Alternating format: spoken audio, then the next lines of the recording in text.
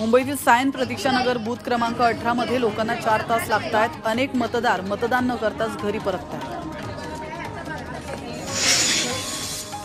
गोरेगावात मतदान करण्यासाठी असंघटित कामगार महिला मोठ्या प्रमाणामध्ये बाहेर पडल्या आहेत। मात्र मोबाईल आणि बॅग घेऊन जाण्यास निवडणूक आयोगाची परवानगी नसल्याने तसंच मोबाईल बॅग ठेवण्यासह जागा उपलब्ध नसल्यामुळे कामगार वर्ग मतदान न करताच कामाला गेलाय। एकीकडे मतदानाची टक्केवारी कमी होते तर दुसरीकडे अशा पद्धतीने मतदार मतदानापासून वंचित राहिल्यामुळे नाराजी व्यक्त होते। बोरीवली मागठाणे येथील अनेक मतदान केंद्रांवरील मतदान यंत्र बिघडली आहेत तर लोक तासनतास रांगेमध्ये उभे आहेत। तर निवडणूक आयोगाने वेळ वाढवून देण्याची मागणी मतदारांनी केली आहे। मोठ्या प्रमाणात मतदार मतदान करण्यासाठी बाहेर पडले आहेत।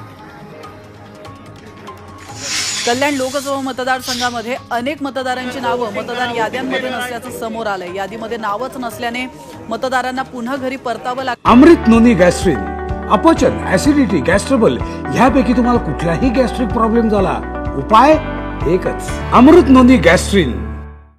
मनस्ताप सहन करावा लागतोय आणि या मतदारसंघात अनेक नागरिक मतदानासाठी गावावरून आले होते मात्र नावच नसल्याने संताप व्यक्त केला जातोय।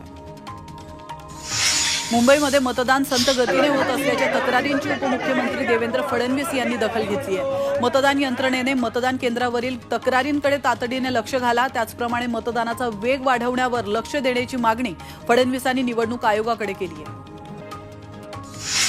मुंबईकरांना मतदान केंद्रावर सोयी सुविधा उपलब्ध करून द्या अशी मागणी आदित्य ठाकरेंनी केली आहे। तर मतदान केंद्रावर कमी सोयी सुविधा आहेत, मतदार भर उन्हात रांगेत उभे आहेत तर रांगेमध्ये डोक्यावर छप्पर किंवा छत नाहीये, पंखे नाहीयेत, त्यामुळे या सर्वांचा मतदानाच्या टक्केवारीवर परिणाम होत असल्याचा आरोप आदित्य ठाकरेंनी केलाय।